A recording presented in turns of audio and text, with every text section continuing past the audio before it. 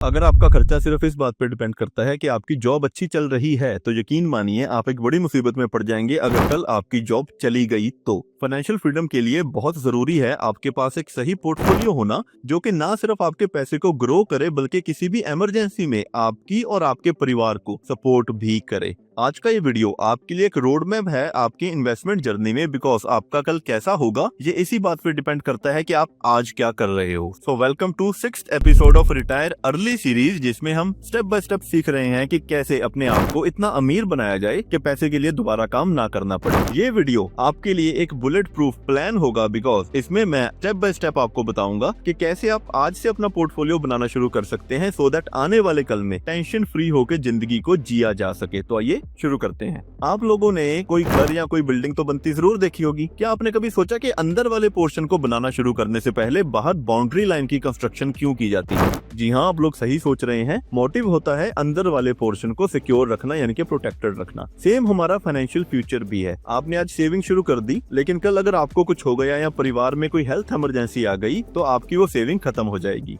इसलिए सबसे पहले जरूरी है कि आपकी फैमिली में सभी कमाने वाले मेंबर्स का एक लाइफ इंश्योरेंस हो और परिवार के हर मेंबर का हेल्थ इंश्योरेंस होना बहुत ज्यादा जरूरी है। ये बहुत कम प्रीमियम में आने वाली चीजें हैं, लेकिन किसी डेथ या डिसीज के इमरजेंसी में इनका बहुत बड़ा सपोर्ट रहता है। सबसे पहले अपने परिवार के लिए, खुद के लिए एक इंश्योरेंस जरूर लें। उसके बाद आता है कोई इमरजेंसी, जैसे कोई अनएक्सपेक्टेड खर्चा, आपकी जॉब चले जाना, कोई हेल्थ इमरजेंसी, कोई इन्वेस्टमेंट अपॉर्चुनिटी या कुछ भी जो कि शायद हम लोग इमेजिन भी नहीं कर सकते। इसके लिए आपके पास अपने मंथली खर्चे का 6 गुना यानी कि 6 टाइम पैसा होना बहुत ज्यादा जरूरी है। इसका 20% आप हमेशा अपने पास कैश में रखें और बाकी की एफडी करवा दें। एफडी में आपका पैसा सिक्योर भी रहेगा और धीरे धीरे ग्रो भी होता रहेगा। यहाँ याद रखने वाली बात यह है कि एफडी पैसे को सिर्फ और सिर्फ सिक्योर करने के लिए है, ग्रो करने के लिए नहीं। बिकॉज एफडी बड़ी मुश्किल से इन्फ्लेशन को बीट कर पाती है और अगर उसमें टैक्सेशन काउंट कर दिया जाए तो कभी कभी वो इन्फ्लेशन को भी बीट नहीं कर पाती।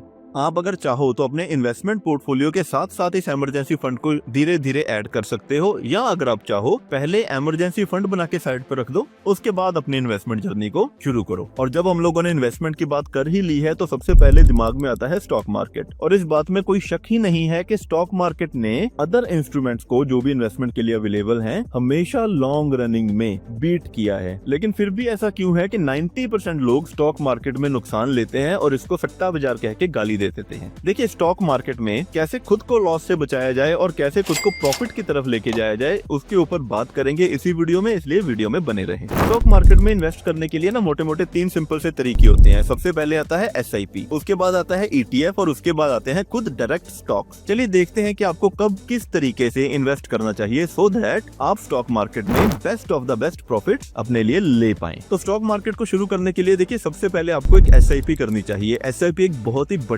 बड़ा ही सिंपल सा टूल है जिसकी पावर ऑफ कंपाउंडिंग में पहले एक वीडियो में दिखा चुका हूं, जिसका लिंक डिस्क्रिप्शन में है, आप वहां से जाके देख सकते हैं इस वीडियो के बाद। SIP आपको मिनिमम रिस्क में एक डाइवर्सिफाइड इन्वेस्टमेंट देती है और इसका सबसे बड़ा बेनिफिट ये होता है कि आप महीने दर महीने सेविंग करने की हैबिट डाल लेते हैं। आप बिना किसी टेंशन के इन्वेस्ट करते हैं। आपको यहाँ पे मार्केट को टाइम करने की जरूरत नहीं है। आपको यहाँ पे ये रोज का देखने की जरूरत नहीं है कि मार्केट ऊपर जा रहा है कि नीचे जा रहा है, बिकॉज आपको एवरेज प्राइस के ऊपर यूनिट्स मिलती रहेंगी और इसके साथ साथ आपको टाइम मिलता है मार्केट के बारे में और ज्यादा सीखने का। ये जो लर्निंग्स हैं जो आप अभी मार्केट के बारे में सीख रहे हो, आगे चलकर आपकी इन्वेस्टमेंट जर्नी को बहुत बढ़िया लेवल पे सपोर्ट करने वाला है। और अगर आप लंबे टाइम के लिए SIP चलाते हैं तो कुछ ही टाइम में आपका पैसा 5 गुना तक हो जाएगा, बस शर्ते आपको SIP में टिके रहना पड़ेगा। और जब आपको ठीक ठाक सा टाइम हो जाए ना SIP करते हुए, तब आप मार्केट को समझने लगते हैं और मार्केट के बारे में और भी कुछ सीखते हैं, then you can go for ETF में इन्वेस्ट करना एक म्यूचुअल फंड में इन्वेस्ट करने जैसा ही होता है। फर्क ये है आप ETF को रियल टाइम में ट्रेड कर सकते हो, यानी कि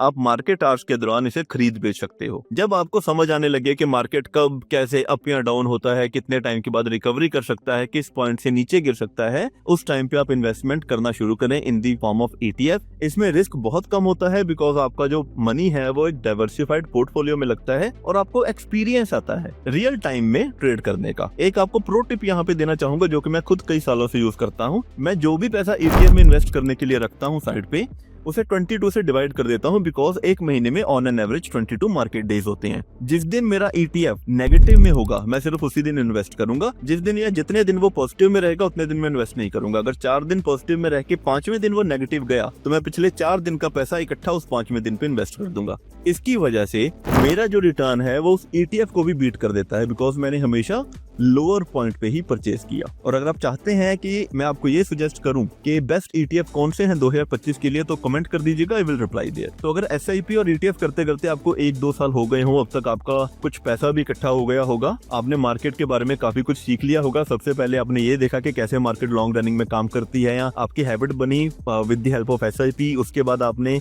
रियल टाइम में ट्रेड करना सीखा with the help of ETF। Now you are ready to invest in stocks directly. लेकिन एक चीज याद रखिएगा, स्टॉक्स ज्यादा रिटर्न देते हैं लेकिन उनके साथ ज्यादा रिस्क भी आता है। आपको कुछ चीजों का हमेशा ध्यान रखना है, कभी भी पेनी स्टॉक्स के पीछे मत भागिएगा। हमेशा फंडामेंटली जो स्ट्रॉन्ग स्टॉक्स हैं, जिनके आप खुद एक कंज्यूमर हैं, आप उनके लिए इन्वेस्ट करें, उनको स्टडी करें। इससे आप सही स्टॉक सिलेक्ट कर पाएंगे और आपको ग्रोथ तो मिलेगी ही मिलेगी, लेकिन उसके साथ साथ आपको डिविडेंड और बोनस शेयर का भी बेनिफिट मिलता रहेगा। यहाँ पे आपको हमेशा इंस्टीट्यूशनल अलायंसेस के ऊपर नजर बनाए रखनी है, चाहे वो डोमेस्टिक हो चाहे फॉरेन, क्योंकि जब ये लोग किसी शेयर में अपनी होल्डिंग कम या ज्यादा करते हैं तो एक अच्छा खासा उतार चढ़ाव देखने को मिलता है मार्केट में। एक प्रो सजेशन यहाँ पे ये देना चाहूंगा कि टेलीग्राम और व्हाट्सएप की सजेशंस के पीछे, टिप्स पे कभी भी ना जाएं। आप भारी मुसीबत में पड़ जाएंगे अगर आप उनको फॉलो करके अंधाधुंध इन्वेस्ट करते रहेंगे।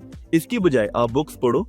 कुछ प्रूवन स्ट्रेटजीज हैं जो मैं फॉलो करता हूँ, like buy high sell higher, CPSE 500 filter strategy या भाव कॉपी वॉल्यूम चेक स्ट्रेटजी। अगर आप इन पे एक डेडिकेटेड वीडियो चाहें तो कमेंट कर देना, मैं आपको एक सिंपल सी लैंग्वेज में बना के दे दूंगा। आपका पैसा आपसे बेहतर और कोई भी नहीं संभाल सकता दोस्तों, ये याद रखिएगा। तो आज हम लोगों ने देखा वो 5 स्टेप्स हम लोगों ने आज सीखे। ये सबसे पहले तो प्रोटेक्ट करो खुद को और अपनी फैमिली को with the help of insurance. एक इमरजेंसी फंड बनाओ ताकि अगर कुछ टाइम के लिए आपको इनकम ना भी मिले तब भी आपके ऊपर खर्चे का प्रेशर ना हो। SIP स्टार्ट करो, बिकॉज यहाँ से आपकी हैबिट बिल्ड होती है इन्वेस्ट करने की। ETF में इन्वेस्ट करना सीखो, बिकॉज यहाँ पे आपको डाइवर्सिफाइड पोर्टफोलियो मिलता है और साथ के साथ आप रियल टाइम में बाय एंड सेल का एक्सपीरियंस भी लेते हो। 5th नंबर पे था स्टॉक सिलेक्ट करना सीखे। टिप्स से दूर रहें, स्ट्रेटेजी को फॉलो करें। तो आप फिलहाल कैसे सेविंग या इन्वेस्टमेंट करते हैं, कमेंट में जरूर बताएं। अगर वीडियो अच्छी लगी हो लाइक शेयर एंड सब्सक्राइब कर दें। फाइनेंशियल इंडिपेंडेंस सीरीज की बाकी वीडियोस मैंने डिस्क्रिप्शन एंड पिन कमेंट में प्रोवाइड कर दी हैं। अगली वीडियो में हम लोग जानेंगे कि लोन से छुटकारा कैसे पाया जाए, तो इसके लिए चैनल के साथ बने रहें। फिर मिलते हैं दोस्तों, धन्यवाद।